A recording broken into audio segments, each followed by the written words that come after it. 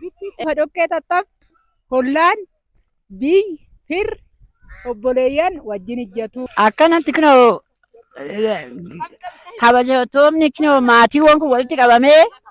Akkam jirtu? Egaa akka tasaa baadiyyaa deemee jiru viidiyoon waraabee kana waafani isin biraan hin ga'u jedheetu jaaladhe. Egaa akkuma beekamu uummanni Oromoo uummata aadaa miidhagaa hedduu qabudha. Aadaa uummanni Oromoo yeroo rakkoos ta'ee yeroo gammachuu ittiin waliif birmatu keessaa tokko aadaa daboo yookiin immoo jiguu jedhudha. Egaa iddoo garaagaraatti maqaa garaagaraa qabaatus garuu hiika isaatiin wal qabatee garaagarummaan tokkollee hin jiru. Daboos jiguus jedhamu hiikni isaa tokkuma jechuudha. Aadaan daboo uummanni Oromoo yeroo rakkinaa waliin birmachuuf akkasumas immoo yeroo gammachuus wal bira dhaabbachuu fi dhimmoota adda addaa irratti gamtaan wal gargaaruuf aadaa dhaloota irraa dhalootatti darbaa dhufedha. Asitti akkuma argaa jirtan nuti barfanneetu ture kan geenye kuusaa hedduu guddaa tokkotu ture. Sana booda isaan xaxxafaniitu fixaniitu kan akkasitti xumuraatee jiranii. Akkas jabaattanii na hojjettanii ka dhugaa ka.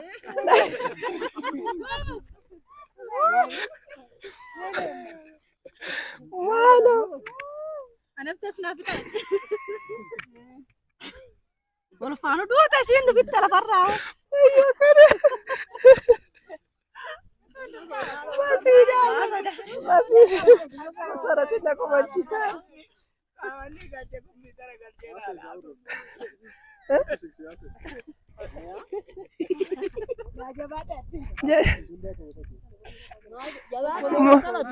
Jajjabaadha.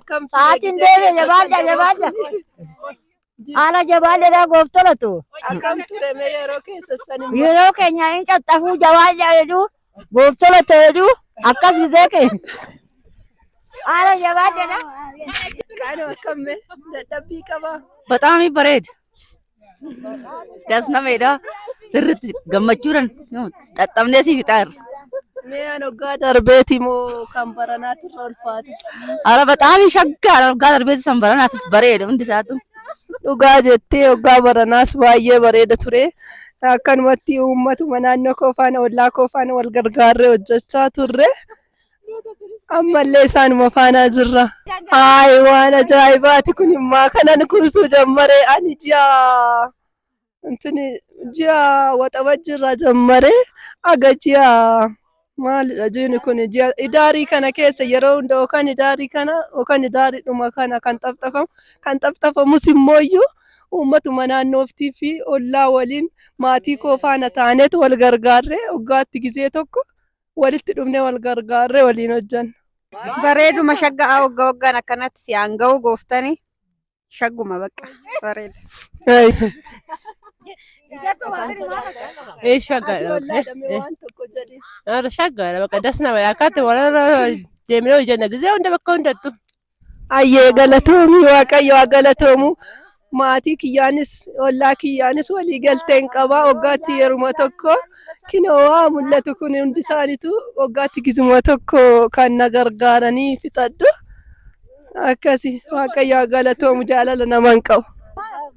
Dhoqqee xaxxabtu hollaan fir obboleeyyan wajjin ijjatu. In geerraruu birraan dareedha yaloon jedhanii geerraruu.